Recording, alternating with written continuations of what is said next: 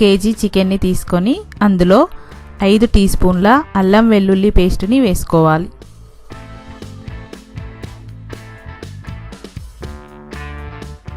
ఆ తర్వాత 6 టీ స్పూన్ల కారం వేసుకోవాలి.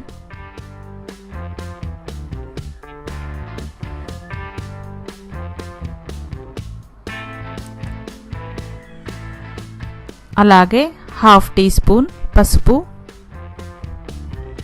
ఇంకా హాఫ్ కప్పు నూనె పోసుకోవాలి. అలాగే 1 టీ స్పూన్ గరం మసాలా వేసుకోవాలి.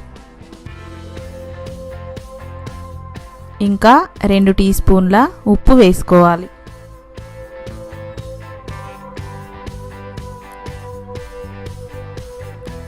ఇది బాద్షా నవాబీ మీట్ మసాలా. ఇది సూపర్ మార్కెట్లో లభిస్తుంది. ఇది